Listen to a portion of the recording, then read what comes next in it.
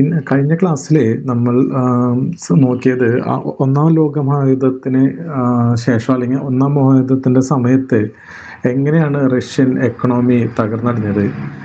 Economy തകർന്നടിയുന്നതിനേക്കാൾ കൂടുതൽ അവിടുത്തെ social untrust എങ്ങനെ ഡെവലപ്പ് ചെയ്തു, സാർ ചക്രവർത്തിയോടുള്ള താല്പര്യം എങ്ങനെ റഷ്യൻ ജനതയ്ക്ക് കുറഞ്ഞു, അതുപോലെ തന്നെ ബാക്കി ഭക്ഷണത്തിന് വേണ്ടിയിട്ട്, അതുപോലെ തന്നെ പട്ടാളക്കാരുടെ ഇടയിൽ തന്നെയുള്ള അവരുടെ ആന്തരികമായിട്ട് വലിയ പ്രശ്നങ്ങൾ ഉണ്ടാവുന്നു. വലിയ നിരാശയും വലിയ അതൃപ്തിയും സാർ ചക്രവർത്തിയോട് ഉണ്ടായി ആ സമയത്ത്.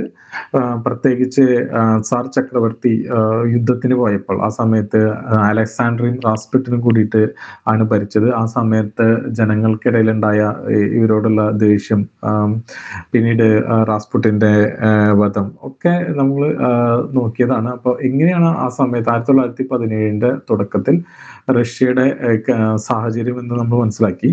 ഇനി 1917 ഫെബ്രുവരിയിൽ തന്നെ ഒരു റവല്യൂഷൻ അവിടെ നടക്കുകയാണ്. ആ റവല്യൂഷനിലെ ഏറ്റവും പ്രധാനപ്പെട്ട കാര്യം സാർ ചക്രവർത്തിയുടെ സ്ഥാനം നഷ്ടപ്പെടുന്നതാണ്. അതെങ്ങനെയാണെന്ന് നോക്കാം.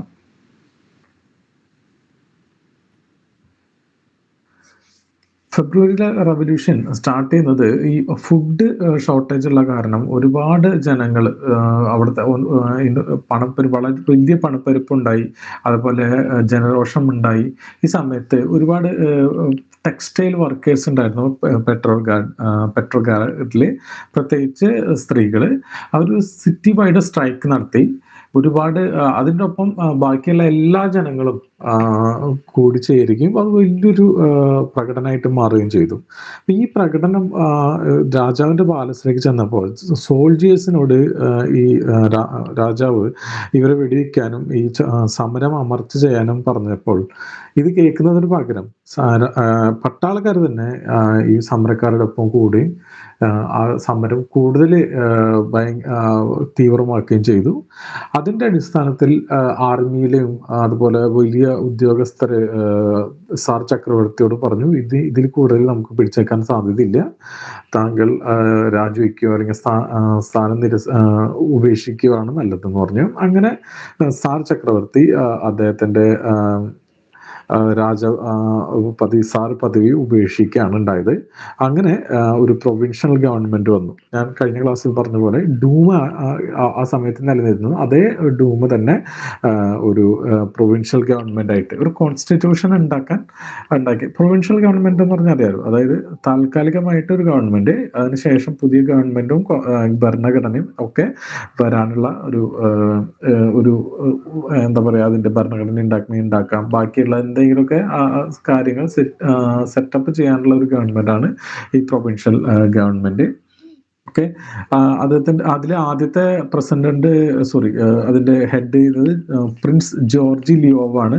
ആക്ച്വലി സാർ ചക്രവർത്തി അദ്ദേഹത്തിന്റെ ബന്ധുക്കളോടൊക്കെ പറയുന്നുണ്ടായിരുന്നെങ്കിൽ കൂടി, പക്ഷെ അവരൊന്നും ഇതിന് സമ്മതിച്ചില്ല. കാരണം ഓൾറെഡി അവർക്ക് മനസ്സിലായി എന്താണ് അവസ്ഥ എന്നുള്ളത്. ഇനി ഒരു പുതിയൊരു രാജാവിനെ റഷ്യൻ ജനത വെച്ച് പൊറുപ്പിക്കില്ല എന്ന് അവർക്കറിയാം. അതുകൊണ്ട് തന്നെ ആരും ഈ നിക്കോളാസ് രണ്ടാമൻ മാറി വേറെ ആരെങ്കിലും ആയിട്ട് ഈ സാർ പദവി നിലനിർത്താനുള്ള ഒരു പരീക്ഷണം കൂടി അവർ നോക്കി. പക്ഷെ അത് നടക്കില്ല എന്ന് മനസ്സിലായപ്പോൾ ജോർജി ലിയോവ്, പ്രിൻസ് എന്ന് പേരുന്നുണ്ടെങ്കിൽ അദ്ദേഹം ഒരു രാജാവെന്നല്ല, ഇദ്ദേഹം ഒരു നോബിൾ അരിസ്റ്റോക്രസി എന്ന് വരുന്ന ഒരു വ്യക്തിയാണ്.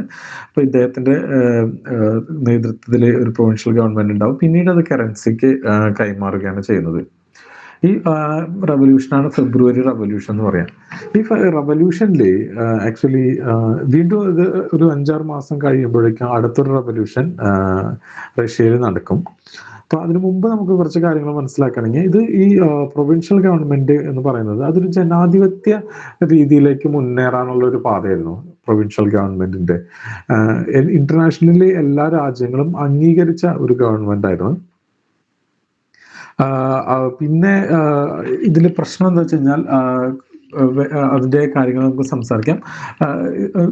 ഞാൻ നേരത്തെ പറഞ്ഞ പോലെ ഒരു കോൺസ്റ്റിറ്റ്യൂഷൻ ഉണ്ടാക്കാനുള്ള ഒരു നടപടികൾ തുടങ്ങാനാണ് ഈ പ്രൊവിൻഷ്യൽ ഗവൺമെന്റ് ഉണ്ടാക്കിയത്. പക്ഷെ ഇവർക്ക് വലിയ ഒരു പോരായ്മ എന്താ വെച്ച് കഴിഞ്ഞാൽ വലിയ വലിയ പ്രശ്നങ്ങൾ റഷ്യയിൽ ആക്ച്വലി എന്തുകൊണ്ടാണോ ഈ റവല്യൂഷൻ വന്നത്, സാർ ചക്രവർത്തിനെ ഒഴിവാക്കിയത്, അതിൽ വലിയ വലിയ പ്രശ്നങ്ങളുണ്ട്. ഈ പ്രശ്നങ്ങൾ തീർക്കാൻ പ്രൊവിൻഷ്യൽ ഗവൺമെന്റിന് സാധിച്ചില്ല. ഇത് കുറച്ചും കൂടി ലെനിനെ പോലെയൊക്കെയുള്ള ഒരു കരിസ്മാറ്റിക് ലീഡർ ഈ പ്രൊവിൻഷ്യൽ ഗവൺമെന്റിന്റെ ഭാഗത്ത് ഉണ്ടായിരുന്നെങ്കിൽ റഷ്യയുടെ സ്ഥിതി വേറൊന്നാവുമായിരുന്നു. കാരണം ഈ ഗവൺമെന്റ് ഞാൻ പറഞ്ഞല്ലോ ജനാധിപത്യ പരമായിട്ടുള്ള ഒരു രീതിയിലുള്ള ഭരണമാണ് മുന്നോട്ട് വെച്ചിരുന്നത്. ഈ വ്യക്തി സ്വാതന്ത്ര്യത്തിനും അതുപോലെ തന്നെ മറ്റും റഷ്യയിൽ പിന്നീടുണ്ടായ ഒരു ഡ്രോബാക്ക് ഈ ഗവൺമെന്റിന്റെ ഭാഗത്ത് ഉണ്ടാവുമായിരുന്നില്ല. പക്ഷെ ഇവർക്ക് വേറെ കുറെ പ്രശ്നങ്ങൾ ഉണ്ടായിരുന്നു. അതെന്താണെന്ന് നോക്കാം. ഷെയറിംഗ് പവർ വിത്ത് പെട്രോഗാഡ് സോവിയറ്റ്.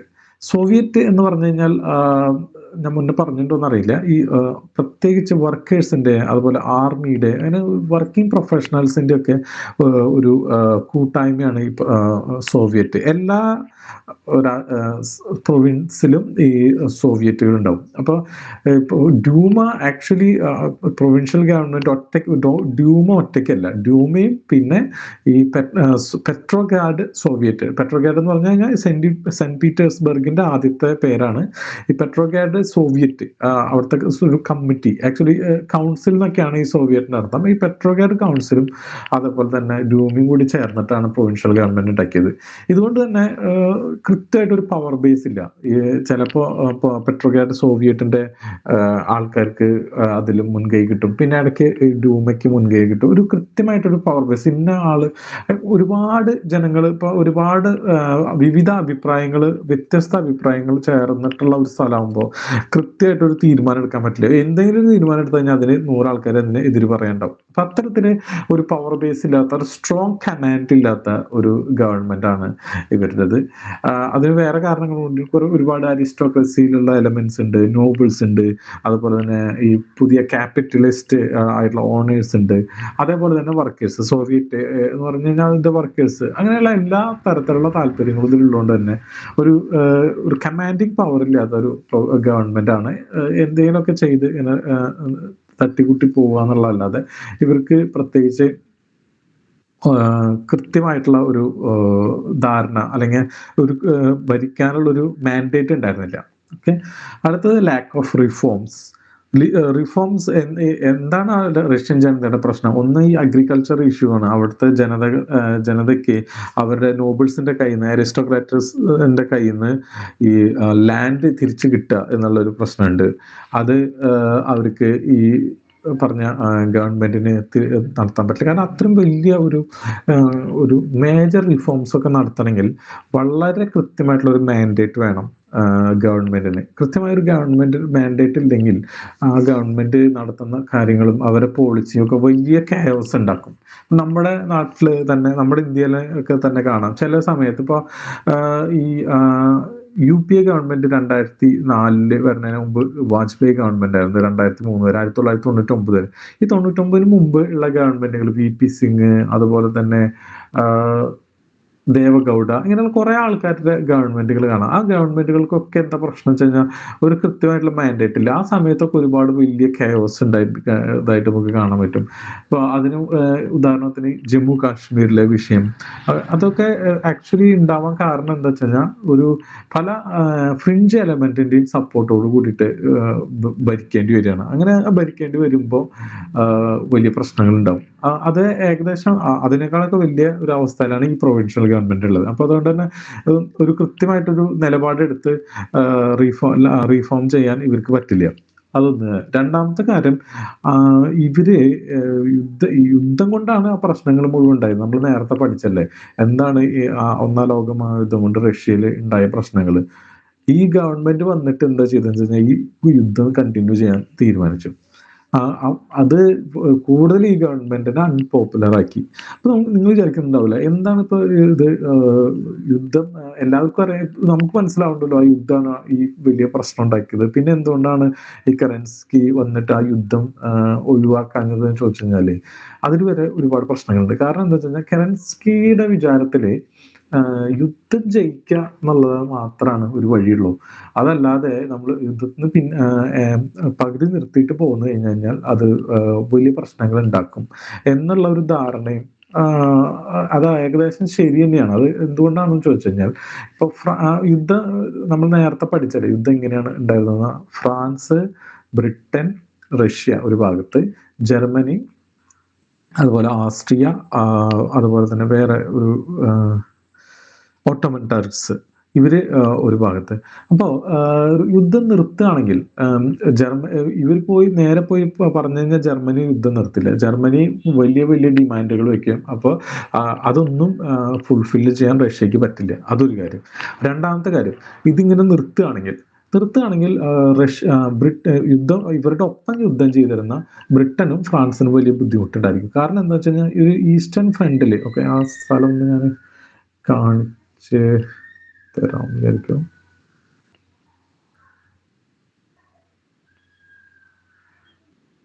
ഓക്കെ, ഈ നോക്കൂ, യുദ്ധം ചെയ്യുമ്പോൾ എന്താ ഉണ്ടാവുക വെച്ച് കഴിഞ്ഞാൽ ഈ സ്ഥലങ്ങളിൽ മുഴുവൻ ജർമ്മനിയുടെ അല്ലെങ്കിൽ ഓസ്ട്രിയ ഹംഗറിയുടെ ഒക്കെ മിലിറ്ററി ഓക്യുപ്പൈഡ് ആവുകയാണ് ചെയ്യുന്നത്. ഓക്കെ, ഈ ഈസ്റ്റേൺ ഫ്രണ്ടിൽ ജർമ്മനിയുടെ. റഷ്യ പെട്ടെന്ന് യുദ്ധം നിർത്തി കഴിഞ്ഞാൽ എന്താ ഉണ്ടാവുക വെച്ച് കഴിഞ്ഞാൽ ഇവർക്ക് ജർമ്മനിക്ക് ഒരുപാട് എന്താ പറയാ പട്ടാളക്കാരെ ആർമീനെ ഇങ്ങോട്ട് ഈ ഫ്രാൻസിന്റെ അടുത്തേക്കും അതുപോലെ തന്നെ ബ്രിട്ടന്റെ അടുത്തേക്കും ഒക്കെ ഇവർക്ക് എന്ത് ചെയ്യാൻ പറ്റും, യൂസ് ചെയ്യാൻ, സോറി, ബ്രിട്ടന്റെ അടുത്തേക്കും ഒക്കെ ഇവർക്ക് പട്ടാളത്തിന് മൂവ് ചെയ്യാൻ പറ്റും.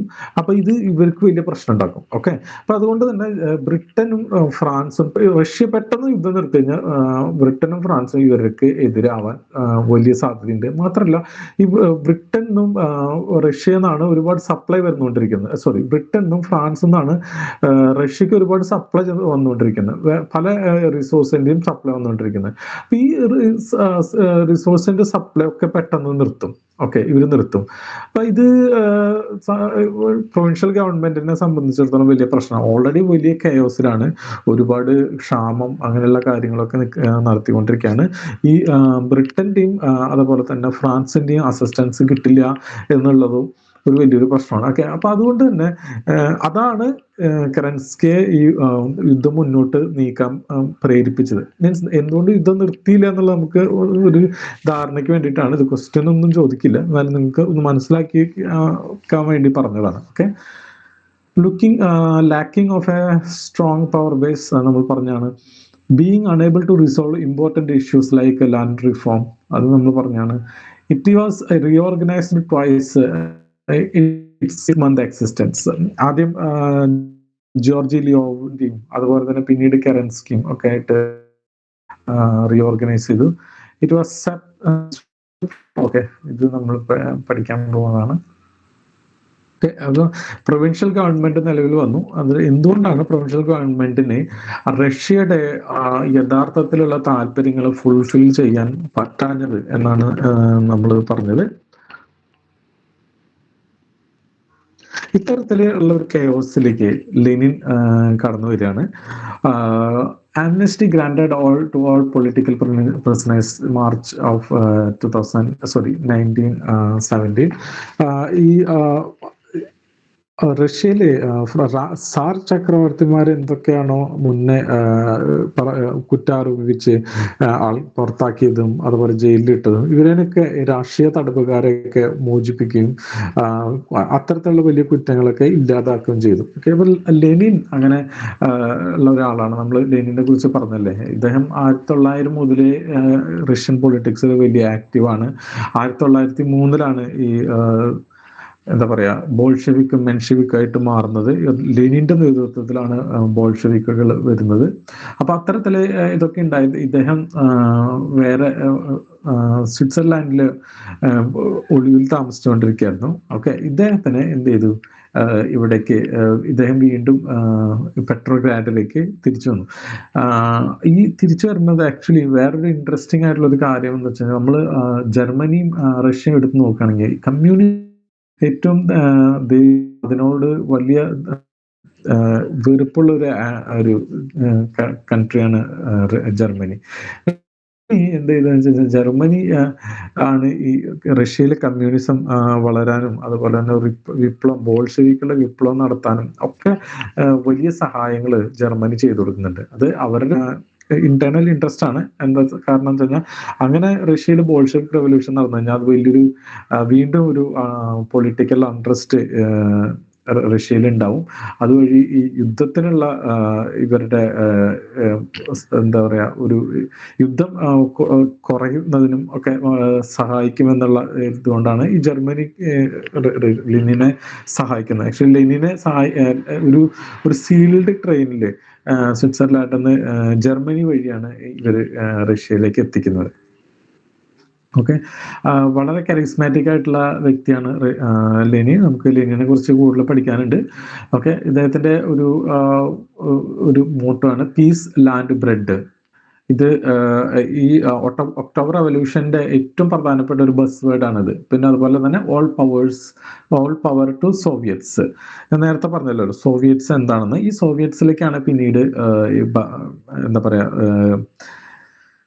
ഇവരുടെ റഷ്യയുടെ ഭരണാധികാരം ഇവഞ്ച്വലി ചെന്നെത്തുന്നത്. അത് പിന്നീട് കമ്മ്യൂണിസ്റ്റ് പാർട്ടിയിലേക്കും വരുന്നുണ്ട്. ഓക്കെ, ഇദ്ദേഹം പറഞ്ഞു ക്യാപിറ്റലിസ്റ്റ് ഇമ്പീരിയലിസ്റ്റ് ഇൻട്രസ്റ്റ് ആണ് ഈ വാർ എന്നുള്ളതും അതിൽ സാധാരണക്കാരനായ വർക്കറിനും അതുപോലെ കൃഷിക്കാരനും ഒന്നും യാതൊരുവിധ ഇൻട്രസ്റ്റും ഇല്ല. മീൻസ് അവരുടെ താല്പര്യങ്ങൾ സംരക്ഷിക്കാനല്ല ഈ യുദ്ധം നടക്കുന്നത്. ഓക്കെ, സോ ഇത് എന്താ പറയുന്നത് വെച്ചാൽ ഇതും ഒരു ശരിയായിട്ടുള്ളൊരു അണ്ടർസ്റ്റാൻഡിങ് ആണ് ലെനിന്റെ. കാരണം എന്താണെന്ന് അറിയോ, ഈ യുദ്ധം നടക്കുന്നത് നമുക്കറിയാലോ, ഒന്നാം ലോക മഹായുദ്ധം നടക്കുന്നത് എന്തിനാണ്? നമ്മൾ ഇന്ത്യയോടും പറഞ്ഞ എന്താ വെച്ച് കഴിഞ്ഞാൽ മറ്റ് ഭീകര ശക്തികളാണ് യുദ്ധം ചെയ്യുന്നു. അപ്പൊ ഈ ബ്രിട്ടൻ അവർക്കെതിരെയുള്ള യുദ്ധത്തിലാണ്.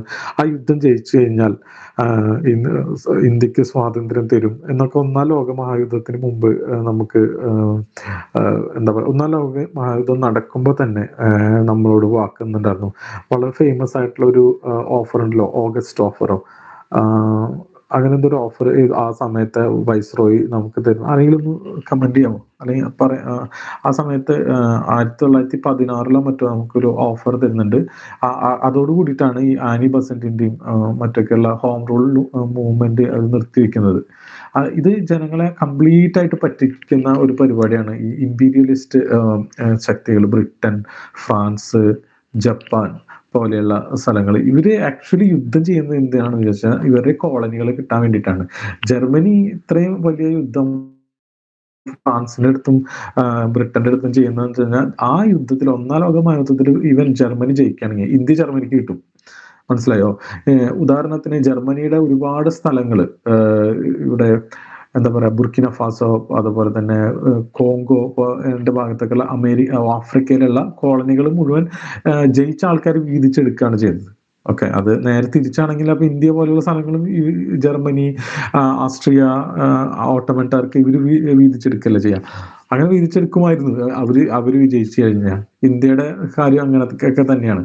അപ്പൊ അത് അത്തരത്തില് ഈ യുദ്ധം നടക്കുന്നത് ആക്ച്വലി ഇതിനു വേണ്ടിയിട്ടാണ്. ഇമ്പീരിയലിസ്റ്റ് ക്യാപിറ്റലിസ്റ്റ് എന്ന് പറഞ്ഞു കഴിഞ്ഞാൽ അവരുടെ വിപണി. അതും നമുക്കറിയാലോ, ഇന്ത്യ എങ്ങനെയാണ് ബ്രിട്ടന്റെ വിപണി ആയിരുന്നത്, എങ്ങനെയാണ് അവരുടെ ഇൻഡസ്ട്രിയൽ താല്പര്യങ്ങൾ. ഇതിനൊക്കെ വേണ്ടിയിട്ടാണ് യുദ്ധം നടക്കുന്നത്, ഒന്നാം ലോക മഹായുദ്ധം നടക്കുന്നത്. കറക്റ്റ്, ലിങ്ലിത്തോടെ ഓഗസ്റ്റ് ഓഫർ. അപ്പൊ ഇതിനൊക്കെ വേണ്ടിയിട്ടാണ് യുദ്ധം നടക്കുന്നത്. പക്ഷെ അതുകൊണ്ട് ഇന്ത്യ പോലെയുള്ള ഒരു കൊളോണിയൽ രാജ്യം മാത്രമല്ല ഇതിന്റെ ദുരിതങ്ങൾ അനുഭവിക്കുന്നത്. ഈ റഷ്യ പോലെയുള്ള സ്ഥലങ്ങളിലെ പാവപ്പെട്ട കർഷകരും ഇതിന്റെ പ്രശ്നങ്ങൾ അനുഭവിക്കുകയാണ്. കാരണം ഈ യുദ്ധം ജയിച്ചുകൊണ്ട് അവർക്ക് യാതൊരു ബെനിഫിറ്റും ഇല്ല. കാരണം ഇതിന്റെ ബെനിഫിറ്റ് കിട്ടുന്നത് ഈ ക്യാപിറ്റലിസ്റ്റുകളായിട്ടുള്ള ആൾക്കാർക്ക്, അതുപോലെ രാജാവിന്, ഇവർക്കൊക്കെയാണ് അതിന്റെ ബെനിഫിറ്റ് കിട്ടുന്നത്. കർഷകൻ നിന്നും താഴ്ന്ന നിലയിൽ നിന്ന് മാറാൻ യാതൊരു സാധ്യതയില്ല. ഇതാണ് ലെനിൻ പറയുന്നത്. അതുകൊണ്ടാണ് ലെനിൻ എന്ത് വില കൊടുത്തും ഈ യുദ്ധത്തിൽ നിന്ന് പിന്മാറണം എന്നുള്ള ഒരു ഇത് മുന്നോട്ട് വെക്കുന്നത്. ഓക്കെ, അങ്ങനെ ഈ ഒരു ഐഡിയ ജനങ്ങൾക്ക് ഇഷ്ടപ്പെട്ടു. ജനങ്ങൾ ബോൾഷെവിക് പാർട്ടിയിൽ കൂടുതൽ ആകൃഷ്ടരായി. ഒരുപാട് ആൾക്കാർ ബോൾഷെവിക് മെമ്പേഴ്സായി. ലെനിന്റെ കുറച്ച് കാര്യങ്ങൾ ചില സമയങ്ങളിലൊക്കെ ചോദിക്കാറുണ്ട്. ഒന്ന് അദ്ദേഹത്തിന്റെ ഒരു പാംപ്ലെറ്റ് ആണ് what is to be done. ഇത് മുന്നേ ഞാൻ കമ്മ്യൂണിസം പഠിപ്പിക്കുമ്പോൾ ഞാൻ പറഞ്ഞിട്ടുണ്ടായിരുന്നു. എങ്ങനെയാണ് ഒരു ട്രഡീഷണൽ അല്ലെങ്കിൽ ക്ലാസിക് മാർക്സിസത്തിലെ ഒരു രീതി ഫ്യൂഡലിസം കൊണ്ട് വരുന്നു. ഫ്യൂഡലിസത്തിനെ ബൂർഷ ക്യാപിറ്റലിസ്റ്റുകൾ തോൽപ്പിക്കുന്നു. ഇൻഡസ്ട്രിയലൈസേഷൻ വരുന്നു. വർക്കേഴ്സ് മെജോറിറ്റി ആവുന്നു. സ്വാഭാവികമായിട്ട് ഒരു ആംഡ് റെവല്യൂഷൻ നടക്കുന്നു. വർക്കേഴ്സിന് ഇത് കിട്ടുന്നു, അതായത് ഭരണം കിട്ടുന്നു. അങ്ങനെ കമ്മ്യൂണിസം വരുന്നു. പിന്നീട് ആർക്കും ഭരണമില്ലാതെ ഒരു സ്റ്റേറ്റ്ലെസ് സൊസൈറ്റി ആയിട്ട് ആ സ്ഥലം മാറുന്നു. അതിനെയാണ് കമ്മ്യൂണിസം, ട്രഡീഷണൽ രീതിയിൽ കമ്മ്യൂണിസം എന്ന് പറയുന്നത്. ലെനിൻ നോക്കിയപ്പോൾ ആകെ 3% വർക്കേഴ്സ് ഉള്ളൂ. ഇനി ഇത് 51% ആവാൻ വേണ്ടിയിട്ട് ബൂർഷ റെവല്യൂഷൻ, ഓൾറെഡി ബൂർഷ റെവല്യൂഷൻ നടന്നു ആക്ച്വൽ ഇതിൽ. കാരണം പ്രൊവിൻഷ്യൽ ഗവൺമെന്റ് എന്ന് പറഞ്ഞു കഴിഞ്ഞാൽ ബൂർഷ ഗവൺമെന്റ് ആണ്, ജനാധിപത്യപര ഗവൺമെന്റ് ആണ്. അപ്പോൾ ഒരു ബൂർഷ ഡെമോക്രസി വന്നു. ഇനി ഇവർ ഇൻഡസ്ട്രിയലൈസേഷൻ ചെയ്ത് 51% വർക്കേഴ്സ് ആവാൻ വേണ്ടിയിട്ട് കാത്തിരിക്കണോ വേണ്ടെന്നുള്ളതാണ് ക്വസ്റ്റ്യൻ. ഓക്കെ, അപ്പോൾ ലെനിന്റെ ഒരു പുതിയ തീയതി ഉണ്ടാക്കി. ഓക്കെ, അങ്ങനെ കാത്തിരിക്കേണ്ട കാര്യമില്ല. അങ്ങനെ വർക്കേഴ്സ് ഒരു റവല്യൂഷൻ നടത്തുന്നതിന് പകരം ഒരു വാൻഗാർഡ് ആർമി, ഒരു കാഡർ പാർട്ടി ഉണ്ടാക്കുക. ആ പാർട്ടി എന്നിട്ട് പാർട്ടിയിലെ വാൻഗാർഡ് ആർമി റവല്യൂഷൻ നടത്തുക.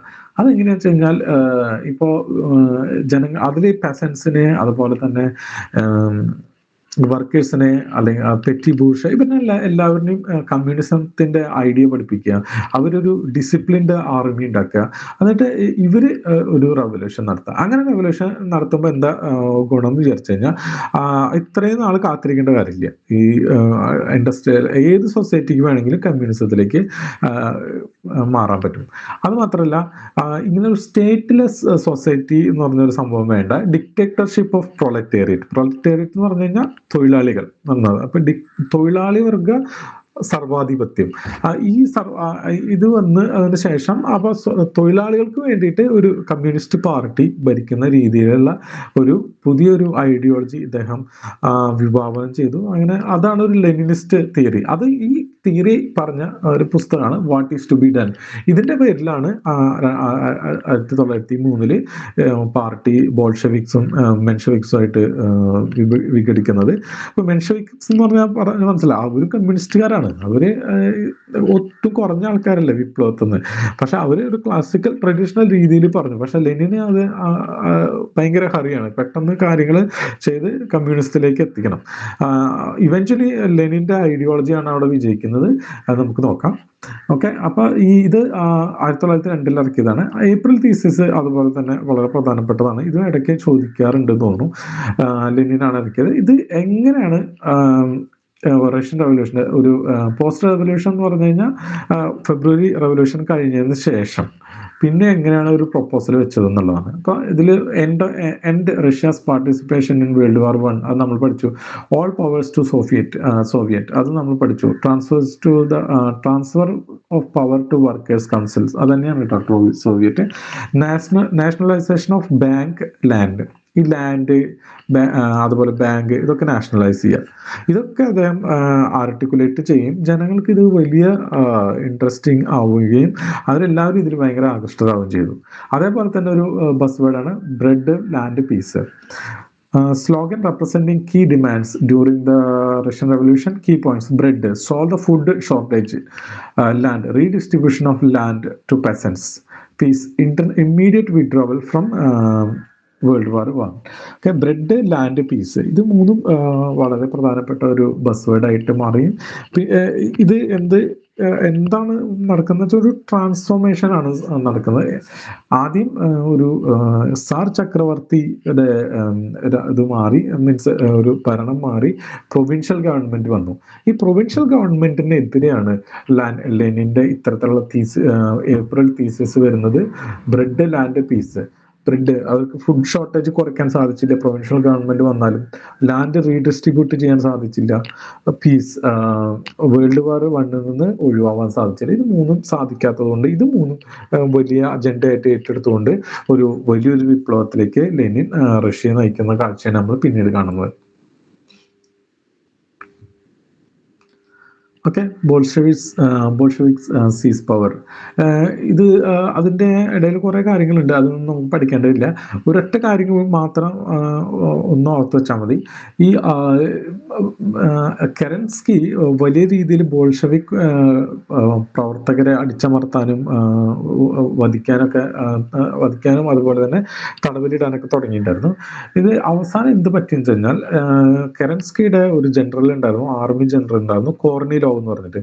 ഈ കോർണിലോവ് എന്ത് ചെയ്തു എന്ന് വിചാരിച്ചു കഴിഞ്ഞാൽ, കെറൻസ്കിയുടെ കയ്യിൽ നിന്ന് ഭരണം എടുത്തിട്ട് ഒരു ആർമി ഭരണം, പട്ടാള ഭരണം നടത്താനായിട്ട് നോക്കി. ഈ സമയത്ത് കെറൻസ്കിക്ക് വേറൊരു വഴിയില്ലാതെ ബോൾഷെവിക്സിനെ കംപ്ലീറ്റ് അവരെ മോചിപ്പിക്കുകയും ബോൾഷെവിക്സിനോട് ഇതിൽ ഇടപെടാൻ റിക്വസ്റ്റ് ചെയ്യുകയും ചെയ്തു.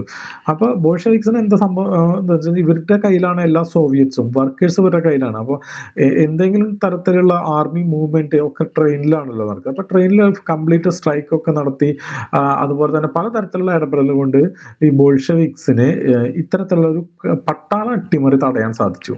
ഓക്കെ. അങ്ങനെയാണ് ബോൾഷെവിക്സ് കൂടുതൽ സ്വാധീനം അവർക്ക് ഉണ്ടാക്കാൻ പറ്റുന്നത്, ജനങ്ങൾക്കിടയിലും അതേപോലെ തന്നെ ഈ ഗവൺമെന്റിനെ മറിച്ചിടാവുന്ന ഒരു ശക്തി എന്നുള്ള രീതിയിലും ബോൾഷെവിക് അങ്ങനെയാണ് വരുന്നത്. പിന്നീട് ഇവർ പാലസ് റെവല്യൂഷൻ എന്ന് പറയും. ഈ കമ്മ്യൂണിസ്റ്റ് റെവല്യൂഷൻ വലിയ ആക്ച്വലി ബ്ലഡി റെവല്യൂഷൻ എന്നൊക്കെ പറയുന്നത് ഇതിനു മുമ്പ് നടന്ന റെവല്യൂഷൻസ് ആണ്. അതിലാണ് ഒരുപാട് രക്തം ചിന്തിയത്. കമ്മ്യൂണിസം വന്ന റെവല്യൂഷനിൽ യാതൊരു രക്തം ചിന്തിയില്ല. ഒരു മനുഷ്യനും അങ്ങോട്ടും ഇങ്ങോട്ടും വെടിവെക്കുകയോ ഒരാൾ പോലും മരിക്കുകയോ ചെയ്തില്ല. പാലസ് റെവല്യൂഷൻ എന്നാണ് പറയുന്നത്. ഇവർ നേരെ ഇവരുടെ പാലസിലേക്ക് ബോൾഷെവിക്സ് വന്ന് അവിടെ സീസ് ചെയ്യാണ്. എല്ലാവരും, ഒരാളും ഒരു പ്രതിരോധം ഉണ്ടായില്ല. തന്നെ ആ ഭരണം ഇവർക്ക് കിട്ടാണ് ചെയ്തത്, ബോൾഷെവിക്സിന്. ഓക്കെ. അതുകൊണ്ടാണ് ബ്ലഡ്ലെസ് കൂപ്പ് എന്ന് പറയുന്നത്. കെറൻസ്കി റിസൈൻ, അതുപോലെ തന്നെ ലെനിൻ കൺട്രോൾ ഏറ്റെടുത്തു. Bolsheviks assumed absolute power by forcefully disbanding rival parties, ruled country through local Soviets. Soviets were local councils consisting of workers, peasants, and soldiers.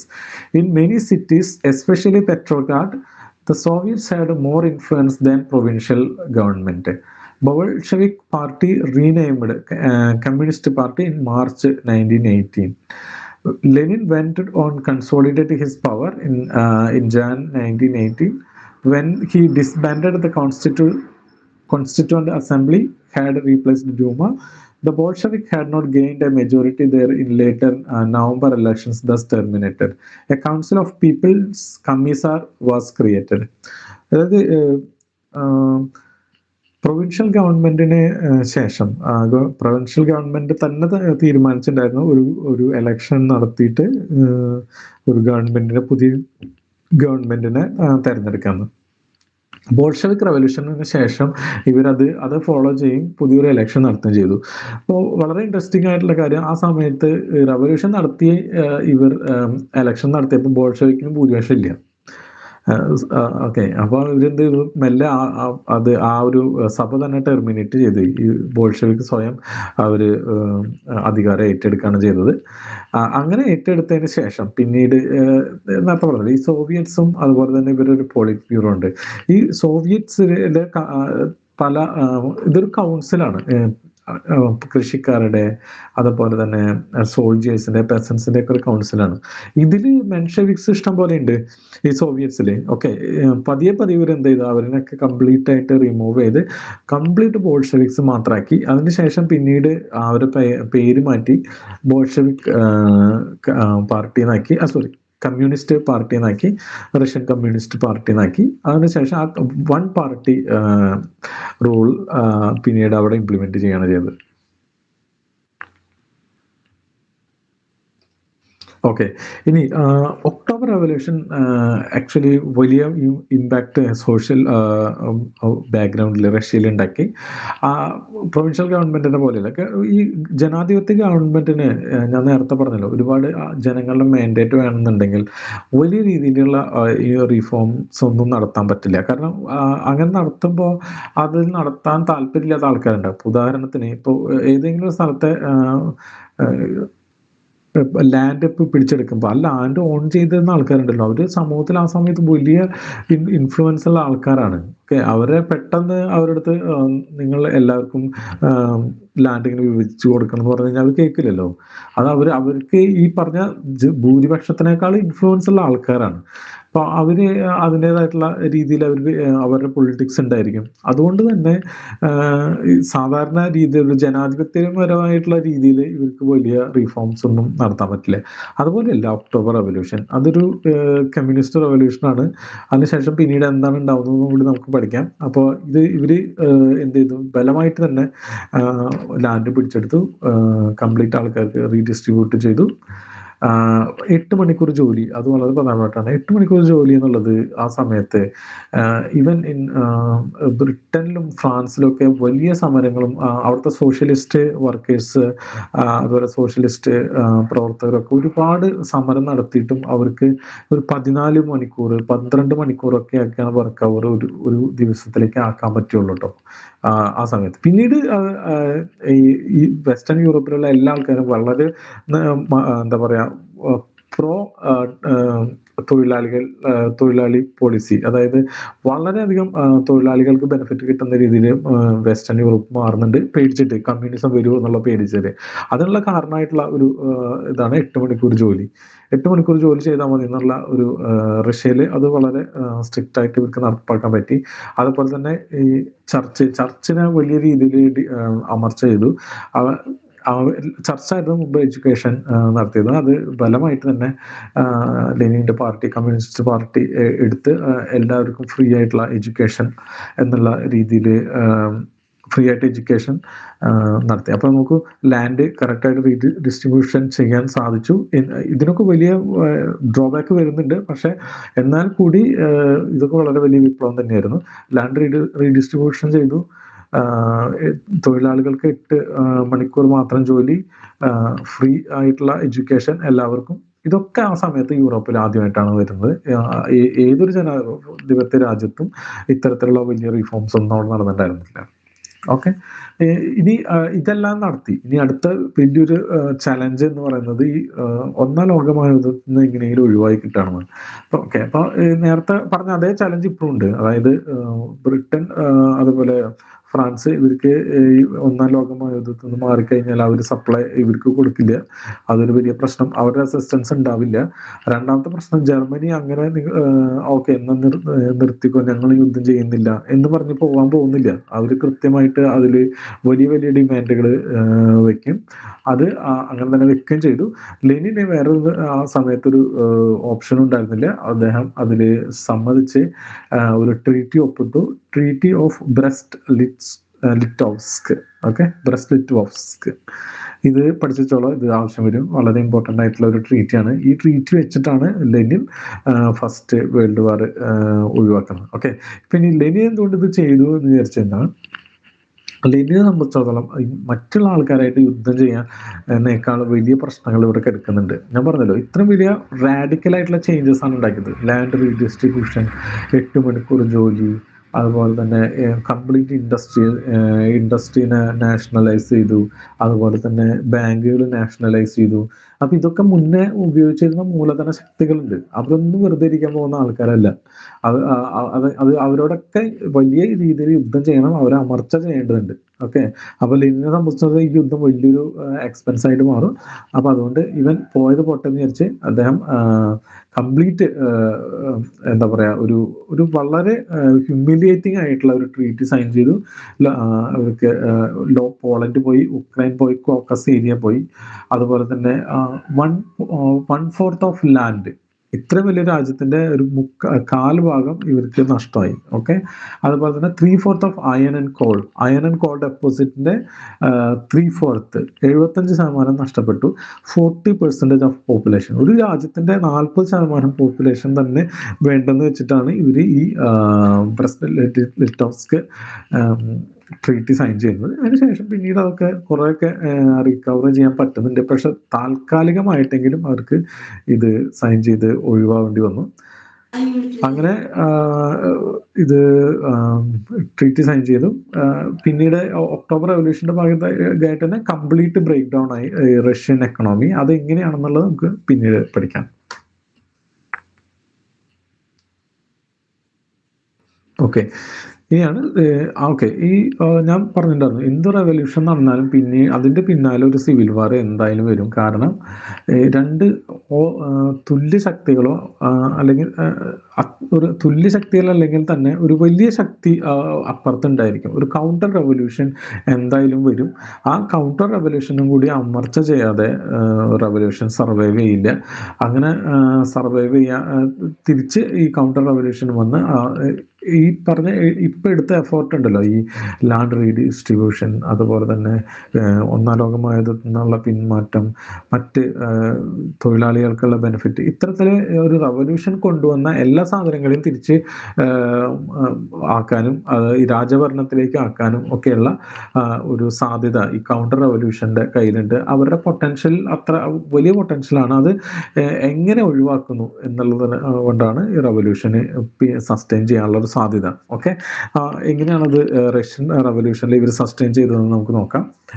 Russian റവല്യൂഷന് ശേഷം 1918 മുതൽ 21 വരെ civil വാർ ഉണ്ടായി. രണ്ട് ആർമികളാണ്. ഒന്ന് വൈറ്റ് ആർമി, കൗണ്ടർ റവല്യൂഷൻ ആർമിയാണ്. ഇതിൽ anti Bolshevik forces fought to restore Tsarist regime or create a democratic republic. ആരൊക്കെ ഇതിലുണ്ടായിരുന്നു? ഒന്ന് ഒരു ജനാധിപത്യമായ രീതിയിൽ ഭരണം വരണം എന്ന് വിചാരിക്കുന്ന ആൾക്കാർ. പിന്നെ അതല്ല ഇവരും പിന്നെ വേറെ ആൾക്കാർ, ഇവരൊക്കെ ഇന്റേണലി കോൺഫ്ലിക്റ്റ് ഉള്ള ആൾക്കാരാണ്. പക്ഷേ കമ്മ്യൂണിസ്റ്റ് ഒരു സമയത്തും വരാൻ അനുവദിക്കരുത് എന്ന് ഇവർ ഒരുമിച്ച് താല്പര്യപ്പെടുകയും ഒരുമിച്ച് യുദ്ധം ചെയ്യുകയും ചെയ്യാണ്. ആക്ച്വലി ഇവരെല്ലാവരും ഒരേ എന്താ പറയുക ഐഡിയോളജി ഉള്ള ആൾക്കാരല്ല. ഒന്ന് ആലോചിച്ചു, ഒരു കൂട്ടർ ഡെമോക്രാറ്റിക് റിപ്പബ്ലിക് വരണമെന്ന് വിചാരിക്കുന്ന ആൾക്കാരാണ്. അവരൊപ്പം ചേർന്ന് യുദ്ധം ചെയ്യുന്ന ആൾക്കാരുടെ എന്താണ് സാറിസ്റ്റ് റെജിമെ തിരിച്ചു കൊണ്ടുവരണമെന്ന് വിചാരിക്കുന്ന ആൾക്കാരാണ്. ഇവർ രണ്ടുപേരുടെ ഒപ്പം യുദ്ധം ചെയ്യുന്ന വീണ്ടും ആന്റി ബോൾഷെവിക് ഫോഴ്സസ്. അതായത് ഈ ആന്റി ബോൾഷെവിക് ഫോഴ്സസ് എന്ന് പറഞ്ഞു കഴിഞ്ഞാൽ ഇതിൽ കമ്മ്യൂണിസ്റ്റുകാരുണ്ട്. നിങ്ങൾ ആദ്യം പഠിച്ചല്ലോ, സോഷ്യൽ ഡെമോക്രാറ്റിക് പാർട്ടീനെ രണ്ടായിട്ട് വിഭജിച്ചു. അതിൽ ഭൂരിപക്ഷമുള്ള ആൾക്കാരായിരുന്നു മെൻഷെവിക്ക്. ഇവരെന്ത് ചെയ്തു, ഈ റവല്യൂഷന് ശേഷം കുറേശ്ശെ ആയിട്ട് എല്ലാ സോവിയറ്റിൽ നിന്ന് ഇവർ ഒഴിവാക്കിയിട്ട് ഒറ്റ പാർട്ടിയായിട്ട് മാറുകയാണ്. അപ്പൊ കമ്മ്യൂണിസ്റ്റുകാർ തന്നെ ഇവർക്കെതിരാണ്. ബോൾഷെവിക് പാർട്ടി ഒഴികെയുള്ള ബാക്കിയുള്ള കമ്മ്യൂണിസ്റ്റ് ലെഫ്റ്റിസ്റ്റ് പാർട്ടികൾ, അതിന്റെ ഐഡിയോളജി ഉള്ള ആൾക്കാർ കുറേശ്ശെ വിപ്ലവം കൊണ്ടുവരണം എന്നൊക്കെ വിചാരിക്കുന്ന ആൾക്കാരുണ്ടല്ലോ, അവരൊക്കെ ഇവർക്കെതിരാണ്. അവരൊക്കെ എല്ലാവരും കൂടിയിട്ട് എന്ത് ചെയ്തു, വൈറ്റ് ആർമി എന്ന് പറഞ്ഞിട്ട് ഒരു ഇതുണ്ടാക്കി. ഓക്കെ, അപ്പൊ ഇത്തരത്തില് വൈറ്റ് ആർമി ഉണ്ടാക്കി. ഇത് ഇന്റേണലി ഉള്ളത്. ഇനി ഇവർക്ക് കുറെ ഹെൽപ്പ്, ഫോറിൻ ഇന്റർവെൻഷൻ കിട്ടി. അതെങ്ങനെയാണ് ഫോറിൻ ഇന്റർവെൻഷൻ എന്തുകൊണ്ട് വന്നു വിചാരിച്ചു കഴിഞ്ഞാൽ, ഇപ്പൊ ഈ ജർമ്മനി ആയാലും ശരി, ബ്രിട്ടൻ ആയാലും ശരി, ഫ്രാൻസ് ആയാലും ശരി, ഇത്തരത്തിലൊരു റാഡിക്കൽ ആയിട്ടുള്ള ഒരു ചേഞ്ച് അവരുടെ സമൂഹത്തിൽ അവർ യാതൊരു കാരണവശാലും ഉദ്ദേശിക്കുന്നില്ല. ഇത്തരത്തില് ഉള്ളൊരു ചേഞ്ച് അവരുടെ നാട്ടിൽ വന്നു കഴിഞ്ഞാൽ വലിയ പ്രശ്നങ്ങൾ ഉണ്ടാവും. ആ റെവല്യൂഷൻ ഓൾറെഡി അങ്ങോട്ട് പോകാൻ അവർക്ക് ആഗ്രഹിക്കാത്തതുകൊണ്ട് എന്ത് ചെയ്തു, അവരും കൂടി ഇവരിനെ കൈയഴിച്ചെന്നെ സഹായിച്ചു. ഇഷ്ടം പോലെ ഫോഴ്സ് കറക്റ്റായിട്ട് ഇവരിനെ ട്രെയിൻ ചെയ്യാനായാലും ശരി, റിസോഴ്സ് ആയാലും ശരി, ബാക്കിയുള്ള എല്ലാ യൂറോപ്യൻ രാജ്യങ്ങളും വൈറ്റ് ആർമിക്ക് കൊടുത്തു. അപ്പോൾ യൂഷ്വലി എന്താണ്, വൈറ്റ് ആർമി ആയിരിക്കണം ജയിക്കേണ്ടത്. കാരണം ഓൾറെഡി റഷ്യയിലുള്ള ഒരുപാട് വലിയ ഭൂസ്വത്തും ഉള്ള ആൾക്കാർ ഇതിലുണ്ട്. ലെഫ്റ്റിസ്റ്റ് ആയിട്ടുള്ള ആൾക്കാരുണ്ട്, ഡെമോക്രാറ്റിക് റിപ്പബ്ലിക് വരണം വിചാരിക്കുന്ന ആൾക്കാരുണ്ട്. ഏതൊരു രാജ്യത്തും ഒരു കൺസർവേറ്റീവ് ലെവലിലുള്ള ആൾക്കാരാണ് ഏറ്റവും കൂടുതൽ ഉണ്ടാവുക. വളരെ പ്രോഗ്രസീവ് ആയിട്ടുള്ള ആൾക്കാരെക്കാൾ വളരെ കൂടുതൽ കൺസർവേറ്റീവ് ആയിട്ടുള്ള ആൾക്കാരുണ്ടാവും. അപ്പോൾ വൈറ്റ് ആർമിക്ക് ആക്ച്വലി ഇവരെക്കാളൊക്കെ കൂടുതൽ സ്വാധീനം കിട്ടേണ്ടതാണ്. ഓക്കെ, അതിന് പുറമെ ഇത്തരത്തിലുള്ള ഹെൽപ്പ്. ഇനി റെഡ് ആർമിയാണ് communist army. Red army organised by Bolsheviks, led by Leon Trotsky. ഈ ട്രോട്സ്കി എന്തുകൊണ്ട് ഇതിൽ ലീഡിങ് ഏറ്റെടുത്തു, ലെനിൻ ഏറ്റെടുത്തില്ല എന്നുള്ളതാണ് കാരണം. എന്താ വെച്ച് കഴിഞ്ഞാൽ ലെനിന്റെ ഒരു ഐഡിയ എന്ന് പറഞ്ഞു കഴിഞ്ഞാൽ ഒരു ഇന്റർനാഷണൽ കമ്മ്യൂണിസം ആണ്. അതായത് ഫസ്റ്റ് റഷ്യയിൽ ഇന്റർനാഷണൽ ഒരു സോഷ്യലിസം ഉണ്ടാക്കിയതിന് ശേഷം എല്ലാ രാജ്യത്തേക്കും സ്പ്രെഡ് ചെയ്യാനും എല്ലാ രാജ്യത്തും ഇതുപോലുള്ള വിപ്ലവങ്ങൾ ഉണ്ടാക്കാനും ആണ് ലെനിന്റെ പ്ലാൻ ആയിരുന്നത്. അപ്പൊ അതിനു വേണ്ടിയിട്ടുള്ള കമ്മിൻറ്റേൺ എന്ന് പറഞ്ഞ കമ്മ്യൂണിസ്റ്റ് ഇന്റർനാഷണൽ എന്ന് പറഞ്ഞ ഒരു സംഭവമുണ്ട്. ആ കമ്മിൻറ്റേൺ ഉണ്ടാക്കാനും അത് ഓർഗനൈസ് ചെയ്യാനും ഒക്കെ ആയിട്ട് ഇപ്പൊ നമ്മുടെ കേരളത്തിലെ അല്ലെങ്കിൽ ഇന്ത്യയിലെ കമ്മ്യൂണിസ്റ്റ് പ്രസ്ഥാനങ്ങൾ എടുത്ത് നോക്കണേ 1920 ഈ കസാഖ്സ്ഥാനിലോ എവിടെ വെച്ച് നമ്മൾ ഫസ്റ്റ് ആദ്യം സ്റ്റാർട്ട് ചെയ്തത്. അതിനുശേഷം 1926 കാൺപൂരിൽ വെച്ചിട്ട് സ്റ്റാർട്ട് ചെയ്യുന്നതാണ്. അപ്പോൾ ഈ സമയം എടുത്ത് നോക്കുകയാണെങ്കിൽ നിങ്ങൾക്ക് അറിയാൻ പറ്റും റഷ്യൻ റവല്യൂഷൻ കഴിഞ്ഞിട്ടുള്ള സമയത്താണ്. ഈ 1920 ഇത് USSRലാണ് ഇന്ത്യയിലെ ആദ്യത്തെ കമ്മ്യൂണിസ്റ്റ് പ്രസ്ഥാനം സ്റ്റാർട്ട് ചെയ്യുന്നത്. ഓക്കെ, അപ്പൊ ഇത് ഇന്ത്യയിൽ മാത്രമല്ല ലോകത്തിലുള്ള എല്ലായിടത്തും ഇത്തരത്തിലുള്ള കമ്മ്യൂണിസ്റ്റ് പ്രസ്ഥാനങ്ങളെ സ്റ്റാർട്ട് ചെയ്യാൻ വേണ്ടിയിട്ട് ഇവര് ലെനിൻ അതിൽ കോൺസെൻട്രേറ്റ് ചെയ്തപ്പോൾ ട്രോട്സ്കി എന്ത് ചെയ്തെന്ന് വെച്ച് കഴിഞ്ഞാൽ ഇന്റേണൽ ഇഷ്യൂസ് ഒഴിവാക്കാൻ വേണ്ടിയിട്ട് ട്രോട്സ്കിക്ക് ചാർജ് കൊടുത്തു. ട്രോട്സ്കി വളരെ പെർഫെക്റ്റ് ആയിട്ട് അത് പിന്നീട് ചെയ്യുന്നുണ്ട്. Okay, the outcome of the Russian civil war, Bolshevik victory. Red army വിജയിച്ചു. റെഡ് ആർമി വിജയിക്കാനുള്ള ഒരു കാര്യം എന്ന് വെച്ചാൽ ഒന്ന് ഈ സപ്പോർട്ട് തന്നെയാണ്. എന്തൊക്കെയാണെങ്കിൽ ഒന്ന് ആലോചിച്ച് നോക്കുക, ഒരു 14-15 മണിക്കൂർ അല്ലെങ്കിൽ 16 മണിക്കൂർ വർക്ക് ചെയ്യുന്ന ഒരു അവസ്ഥയിൽ നിന്ന് 8 മണിക്കൂർ ജോലി എന്ന് പറയുന്ന ഒരു രീതിയിലേക്ക് ജനങ്ങൾക്ക് കൊടുക്കുമ്പോൾ ജനങ്ങൾ ആരെ സപ്പോർട്ട് ചെയ്യും? അതുപോലെ തന്നെ ഭൂമി ഇല്ലാത്തവർക്ക് ഭൂമി കൊടുക്കുമ്പോൾ ആരെ സപ്പോർട്ട് ചെയ്യും? എഡ്യൂക്കേഷൻ ഇന്നേ വരെ കൊടുക്കാത്ത ഒരു കമ്മ്യൂണിറ്റിക്ക് എഡ്യൂക്കേഷൻ കൊടുക്കുമ്പോൾ ആരെ സപ്പോർട്ട് ചെയ്യും? അപ്പൊ അത്തരത്തിലുള്ള ഒരു സപ്പോർട്ട് ബോൾഷെവിക് പാർട്ടിക്ക് ഉണ്ട്. ഓക്കെ, ഇനി രണ്ടാമത്തെ കാര്യം എന്ന് വെച്ച് കഴിഞ്ഞാൽ ഈ ഫോറിൻ പവേഴ്സ് 1918 ഒന്നാം ലോക മഹായുദ്ധം കഴിഞ്ഞതിന് ശേഷം ഇവരെ സഹായിച്ചെന്ന് പറഞ്ഞല്ലോ, വൈറ്റ് ആർമീനെ. യൂറോപ്പ്, ഈ ബ്രിട്ടൻ ആയാലും ശരി, ഫ്രാൻസ് ആയാലും ശരി, ജർമ്മനി ആയാലും ശരി, ഇവർക്ക് കൂടുതൽ നാൾ ഇത് സഹായിക്കാൻ പറ്റിയില്ല. അതിന് കാരണം വേറെ കുറച്ച് പ്രശ്നങ്ങളുണ്ട്. ബ്രിട്ടനെ സംബന്ധിച്ചുള്ള ഒരു ഐറിഷ് സെൽഫ് ഗവൺമെന്റ് മൂവ്മെന്റ് വന്നു. അയർലൻഡിൽ വലിയ പ്രശ്നങ്ങളുണ്ടായി. അപ്പൊ അവരെ സംബന്ധിച്ചാൽ അവിടേക്ക് അവരുടെ ഫോഴ്സ്, അവരുടെ റിസോഴ്സസ് ചെയ്യേണ്ടി വന്നു. അതേപോലെ തന്നെ വളരെ പ്രധാനപ്പെട്ട ഒരു സംഭവമാണ് ഒന്നാം ലോക മഹായുദ്ധത്തിന് ശേഷം ടർക്കിയിൽ വലിയ ഇഷ്യൂസ് ഉണ്ടായി. അവിടുത്തെ ഓട്ടോമൻ ടർക്കിനെ ഖലീഫനെ ഒഴിവാക്കിയിട്ട് ഒരു പുതിയ ഗവൺമെന്റ്, അദ്ദേഹത്തിന്റെ പേര് ഞാൻ മറന്നുപോയി, ഒരു അത്താതുർക്ക്, ഒരു ഡെമോക്രാറ്റിക് ഗവൺമെന്റ് അവിടെ വലിയ കയോസ് നടന്നുകൊണ്ടിരിക്കുകയാണ്. നിങ്ങൾക്ക് ഓർമ്മയുണ്ടാവും, മീൻസ് ഖിലാഫത്ത് പ്രസ്ഥാനം. ഈ ഖിലാഫത്ത് പ്രസ്ഥാനം വരുന്നത് 1914 ശേഷമാണ്. അവിടെ ബ്രിട്ടൻ ജയിച്ചപ്പോൾ ഈ അവിടുത്തെ മറ്റേ ഇതുണ്ടല്ലോ, ഇവരുടെ സുൽത്താനെ ഒഴിവാക്കിയിട്ട് വേറെ ഒരു ഗവൺമെന്റ് കൊണ്ടുവരാൻ നോക്കി. പിന്നീട് അവിടെ ഒരു ഡെമോക്രസിക്ക് വേണ്ടിയിട്ട് യങ് ടർക്സ് എന്ന് പറഞ്ഞിട്ടുള്ള ആൾക്കാരുടെ, യുവ തുർക്കികളുടെ ഒരു വലിയ പ്രക്ഷോഭം നടന്നു. അപ്പൊ ഇതിനൊക്കെ എതിരെ നമ്മുടെയൊക്കെ ഇന്ത്യയിൽ ഒരു ആവശ്യമില്ലാതെ ഖിലാഫത്ത് പ്രസ്ഥാനം എന്ന് പറഞ്ഞിട്ട് ഈ പഴയ റെജീമിനെ വീണ്ടും റീഇൻസ്റ്റേറ്റ് ചെയ്യാൻ വേണ്ടിയിട്ട് ഒരു അത് ആക്ച്വലി ഗാന്ധി കാണിച്ചത് ഒരു സ്ട്രാറ്റജിയാണ്. അതായത് മുസ്ലിംസിനെ ഒപ്പം നിർത്തുക എന്നുള്ളത് മാത്രമാണ് അതിൽ കറക്റ്റ് ആയിട്ടുള്ളത്. മറ്റേത് അങ്ങേയറ്റം പിന്തിരിപ്പനായിരുന്നു. കാരണം ഈ ഓൾഡ് റെജീംസിന് വേണ്ടിയിട്ട് നമ്മൾ ഇത്രയും ദിവസങ്ങളായിട്ട് പഠിച്ചുകൊണ്ടിരിക്കുകയാണല്ലോ, എങ്ങനെയാണ് ജനങ്ങൾക്ക് അധികാരത്തിന് വേണ്ടിയിട്ട് അവർ ജീവൻ വരെ പണയം വെച്ച് യുദ്ധം ചെയ്യുന്നത്. ആ സമയത്ത് നമ്മൾ ഇന്ത്യയിൽ ഇവിടെ ഖിലാഫത്ത് പ്രസ്ഥാനം എന്താ വെച്ചാൽ ഈ ഓൾഡ് റെജീമിനെ വീണ്ടും റീഇൻസ്റ്റേറ്റ് ചെയ്യാനാണ്. അവിടെ എന്നിട്ട് പക്ഷെ അതൊന്നും നടന്നില്ല. ഈ ഖിലാഫത്ത് പ്രസ്ഥാനമൊക്കെ ഇവിടെ വലിയ രീതിയിൽ നടത്തിയെങ്കിലും കൂടി അവിടുത്തെ ജനങ്ങൾ അവിടെ ജനാധിപത്യം വരാൻ വേണ്ടി പ്രവർത്തിക്കുകയും അവിടെ ജനാധിപത്യം വരികയും ചെയ്തു. ഓക്കെ, കമാൽ അത്താതുർക്ക് ആണെന്ന് തോന്നുന്നു അവിടുത്തെ ഫസ്റ്റ് പ്രസിഡന്റോ മറ്റോ, ഒരു സെക്യുലർ ഗവൺമെന്റ് അവിടെ ഫോം ചെയ്തു. ഓക്കെ, അപ്പൊ അത്തരത്തില് തുർക്കിയില്, അയർലാൻഡിലൊക്കെ ഒന്നാം ലോക മഹായുദ്ധത്തിന് ശേഷം പലസ്തീനില് പല സ്ഥലങ്ങളിലും പ്രശ്നങ്ങൾ വന്നു. അപ്പൊ അവർക്ക് ഈ റഷ്യയിലെ ഉള്ള ഇവരെ ഇന്റേണൽ ഇഷ്യൂവിൽ പോയി ഇടപെടാൻ അവർക്ക് ഫോഴ്സോ റിസോഴ്സസോ ഉണ്ടായിരുന്നില്ല. അപ്പൊ അവരൊക്കെ വിഡ്രോ ചെയ്തു. ഓക്കെ, അപ്പൊ അത് ഇവർക്കൊരു ബെനിഫിറ്റ് ആയി. അതേപോലെ തന്നെ ഈ ട്രോട്സ്കി എന്ത് ചെയ്തു, ഈ റെഡ് ആർമി മാത്രമല്ല അവിടെ ഉള്ളത്, ഒറിജിനൽ ഗവൺമെന്റിന്റെ ആർമി ഉണ്ട്. ഈ ആർമി ഫ്രണ്ട് ലൈനിൽ യുദ്ധം ചെയ്യും. എന്നിട്ട് ഈ റെഡ് ആർമീനെ സെക്കൻഡ് ലൈനിൽ നിർത്തും. ഇതെന്തിനാണെന്ന് അറിയും? അവർ ഓടി തിരിച്ചു വരുന്നുണ്ടെങ്കിൽ അവരെ വെടിവെച്ചു വിടാൻ. അതായത് ഫ്രണ്ട് ലൈനിൽ യുദ്ധം ചെയ്യുന്ന ഏതെങ്കിലും സോൾജിയേഴ്സ് തിരിച്ച് അവരുടെ നാട്ടിലേക്ക് പോവോ അല്ലെങ്കിൽ അവർ യുദ്ധത്തിൽ നിന്ന് പിന്മാറി ഓടുകയോ ചെയ്തു കഴിഞ്ഞാൽ അവരെ വെടിവെക്കാൻ ആണ് റെഡ് ആർമീനെ നിർത്തിയത്.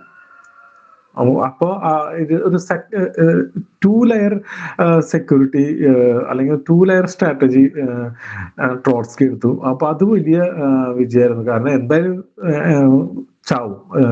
ഒരു സോൾജിയറെ സംബന്ധിച്ചിടത്തോളം യുദ്ധം ചെയ്തിട്ട് അല്ലെങ്കിൽ ഈ വൈറ്റ് ആർമീനെ എടുത്ത് യുദ്ധം ചെയ്താലും ചാവും. പിന്നെ തിരിച്ചു വന്നിട്ട് റെഡ് ആർമീനെ എടുത്തായാലും ചാവും. ഇപ്പൊ തിരിഞ്ഞു ഓടി ചാവുന്നേക്കാൾ നല്ലതല്ലേ നേരിട്ട് യുദ്ധം ചെയ്യുന്നത്. അങ്ങനെ അവര് അത്തരത്തിലുള്ള ഒരു യുദ്ധം, അങ്ങനെയാണ് ബോൾഷെവിക് അവസാനം ഇതിൽ വിജയിച്ചു. Okay, formation of USSR. പല സ്ഥലങ്ങളിലും ഇപ്പൊ നമ്മൾ നേരത്തെ 40% ബ്രെസ്ലോവ്സ്ക് ട്രീറ്റിയുടെ ഭാഗമായിട്ട് പോയെങ്കിലും പിന്നീട് ഈ സിവിൽ വാറിന്റെ ഭാഗമായിട്ടും മറ്റു പല പോളണ്ടും ഉക്രൈനും ഒക്കെ ഇവർ തിരിച്ച് എടുക്കുന്നുണ്ട്. Okay, Russian enduring legacy. Russian Revolution left a lasting impact on global politics and society, inspiring socialist movement worldwide. അറിയാലോ, അതിനുശേഷം എന്തൊക്കെ തരത്തിലുള്ള യുദ്ധങ്ങളും സോഷ്യലിസ്റ്റ് റവല്യൂഷന് വേണ്ടിയിട്ട് നടന്നതായിട്ട്. ഓക്കെ, ലാസ്റ്റ് സ്ലൈഡാണ്. Lenin's new economic policy. ഇത് എല്ലാവരും പഠിക്കേണ്ട കാര്യമില്ല, ജസ്റ്റ് ന്യൂ എക്കണോമിക് പോളിസി ആരുടെയാണ് എന്നുള്ളതും അതുപോലെ ഏത് സമയം എന്നും കൂടി ഒന്ന് ഓർത്ത് വെച്ചാൽ മതി. 1929 1928 വരെ. ഇത് ലെനിന്റെ ഒരു അബരാഷനാണ് ക്ലാസിക്കൽ കമ്മ്യൂണിസത്തിന്റെ ഭാഗത്ത് നിന്ന്. ക്ലാസിക്കൽ കമ്മ്യൂണിസത്തിൽ എപ്പോഴും പറഞ്ഞല്ലോ, അതായത് എന്ത് റിസോഴ്സിന്റെയും ഓണർഷിപ്പ്, എന്തിന്റെ ഓണർഷിപ്പ് സ്റ്റേറ്റിനായിരിക്കാൻ പാടുള്ളൂ, വേറെ ആൾക്കാർക്കൊന്നും ഒരു ഓണർഷിപ്പ് ഉണ്ടാകാൻ പാടില്ല. പക്ഷെ ന്യൂ എക്കണോമിക് പോളിസി അങ്ങനെ അല്ലായിരുന്നു. അതില് എന്താ വെച്ച് കഴിഞ്ഞാൽ, ഒരു മിനിറ്റ്, എന്താ മെസ്സേജ് അയച്ചത്?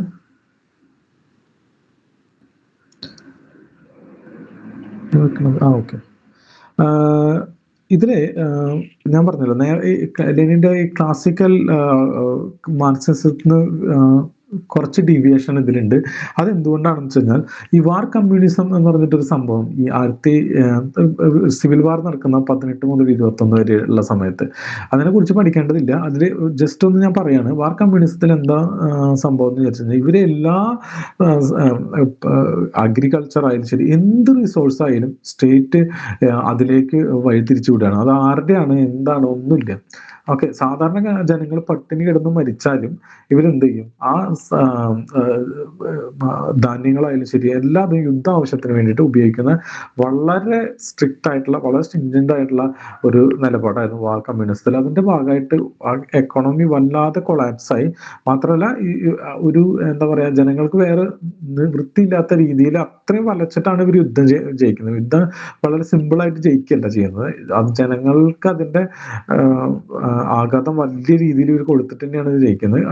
എല്ലാവരുടെയും റിസോഴ്സസ് പരമാവധി യൂട്ടിലൈസ് ചെയ്യാൻ വേണ്ടിയിട്ടുള്ള ഒരു അഡ്ജസ്റ്റ്മെന്റ് ആണ് ഈ വാർ കമ്മ്യൂണിസം. അങ്ങനെ അത് വളരെ ബ്രൂട്ടലായിരുന്നു. ഓക്കെ, അത്തരത്തിലുള്ള തകർന്നും തരിപ്പണമായിട്ടുള്ള ഒരു എക്കണോമിനെ പുനരുജ്ജീവിക്കാൻ വേണ്ടിയിട്ട് ലെനിൻ ചെയ്യുന്നതാണ് mixed economy, combination of a state control and private business. കണ്ടോ, പ്രൈവറ്റ് ബിസിനസ് അതിൽ ഉൾക്കൊള്ളുന്നുണ്ട്. Peasants reforms allowed peasants to sell surplus grain on open market, private trade, legalised small scale private enterprises, state control. Key sectors like heavy industry, banking, and transportation remained under the state control. Goals: economy recovery, restore the food production and industry. വളരെ പ്രധാനപ്പെട്ട ഒരു രണ്ട് goals ആണ്. End of war communism, overcome the economic chaos caused by the strict centralisation, consolidation of power, gained support from peasants and workers.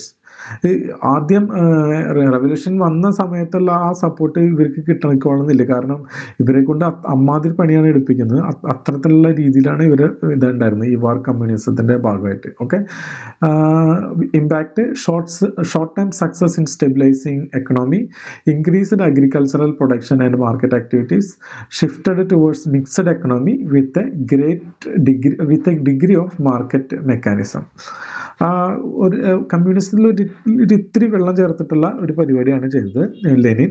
അതെന്ത് കൊണ്ടാണെന്ന് വിചാരിച്ചു കഴിഞ്ഞാൽ അദ്ദേഹത്തിന് ആ ഗ്രൗണ്ട് റിയാലിറ്റി മനസ്സിലാക്കിയിട്ട് അങ്ങനെ പെരുമാറിയതാണ്.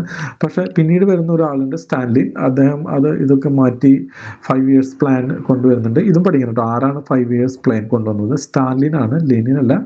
ഓക്കെ, 1928 മുതലാണ് റഷ്യയിൽ 5 ഇയേഴ്സ് പ്ലാന് തുടങ്ങുന്നത്. ഓക്കെ, പിന്നീട് ഇത് വീണ്ടും വളരെ സെൻട്രലൈസ്ഡ് ആയിട്ടുള്ള രീതിയിലേക്ക് ഇത് മാറുന്നുണ്ട്. ഓക്കെ, ഇങ്ങനെയാണ് റഷ്യയിലെ റവല്യൂഷൻ നടന്നത്. പിന്നീടുള്ള സംഭവങ്ങൾ ആക്ച്വലി ലെനിനും അതിനുശേഷം പിന്നെ സ്റ്റാലിൻ വന്ന് ഒരു ടോട്ടാലിറ്റേറിയൻ റെജീമാണ് പിന്നീട് അവിടെ കണ്ടത്. ആക്ച്വലി കമ്മ്യൂണിസം, മാർക്സ് പറഞ്ഞ കമ്മ്യൂണിസം എന്നൊക്കെ വളരെയധികം വ്യത്യാസപ്പെട്ടു. പിന്നീട് ഇവർ ചെയ്ത വളരെ വലിയ ഭീകരതകൾ, ഒന്ന് ഗ്രേറ്റ് പർജ് എന്ന് പറഞ്ഞിട്ട് ഇദ്ദേഹത്തിന്റെ ഒരു പരിപാടി ഉണ്ട്. സ്വന്തം രാഷ്ട്രീയത്തിൽ തന്നെ അതുപോലെ തന്നെ സ്വന്തം ഈ ഒരു സ്റ്റാലിൻ എന്ന വ്യക്തിക്കെതിരായിട്ട് നിൽക്കുന്ന ആൾക്കാർ ആരൊക്കെയാണോ അവരെയൊക്കെ വധിക്കുന്ന ഒരു പരിപാടി. അപ്പോൾ ഈ ഒരു ഇതിലും ഈ ഗ്രേറ്റ് പർജ് എന്നുള്ള ടേം ഒന്ന് ഓർത്ത് വെച്ചേക്ക്. ചിലപ്പോൾ ആരുമായിട്ട് ബന്ധപ്പെട്ടുള്ളതാണെന്ന്, സ്റ്റാലിനായിട്ട് ബന്ധപ്പെട്ടുള്ളതാണ്. വല്ലാത്തൊരു ടെറർ ഗവൺമെന്റ് ആയിരുന്നു റഷ്യയുടെ സ്റ്റാലിന്റെ സമയത്ത്. ഈവൻ സ്റ്റാലിൻ മരിച്ചതിന് ശേഷം പിന്നീട് വന്ന റഷ്യയിലെ തന്നെ ആൾക്കാർ അതിനെ തള്ളി പറഞ്ഞിട്ടുണ്ട്. കമ്മ്യൂണിസം എന്നുള്ള ഒരു വാക്ക് ആ പണ്ടത്തെ ഒരു ഇതില് പിന്നീട് അത്രയും സന്തോഷത്തോടു കൂടി ആൾക്കാർക്ക് കേൾക്കാൻ പറ്റാത്ത രീതിയിൽ സ്റ്റാലിൻ ഭരിച്ചു. സ്റ്റാലിനല്ല, ഒരുവിധം മിക്ക എല്ലാ കമ്മ്യൂണിസ്റ്റ് ഭരണാധികാരികളും വല്ലാത്തൊരു ഭീകരമായിട്ടുള്ള ഭരണമാണ് നടത്തിയിട്ടുള്ളത്. നമ്മുടെ ചരിത്രത്തിൽ നോക്കുകയാണെങ്കിൽ ഏറ്റവും പ്രധാനപ്പെട്ട ഒരു പ്രശ്നം എന്ന് വെച്ചാൽ ഫ്രീഡം എന്ന് പറയുന്ന സാധനം കമ്മ്യൂണിസത്തിലില്ല. ഇൻഡിവിജ്വൽ ഫ്രീഡം ഇല്ല, നിങ്ങൾക്ക് പ്രസ് ഇല്ല, ജനാധിപത്യമില്ല. അങ്ങനെ വലിയൊരു പ്രശ്നമുണ്ട്.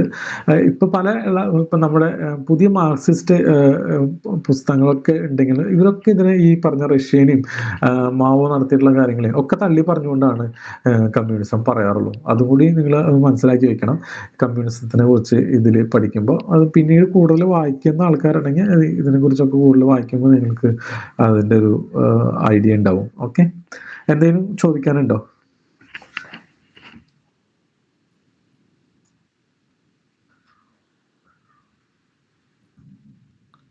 എന്തെങ്കിലും ഡൗട്ടോ അല്ലെങ്കിൽ കൂടുതൽ ആഡ് ചെയ്യാനുണ്ടെങ്കിൽ പറയാം. 1 മണിക്കൂറായി ഏകദേശം ക്ലാസ്. ഒരു 5 മിനിറ്റും കൂടി നമുക്ക് ഡിസ്കഷൻ ചെയ്യാവുന്നതാണ്.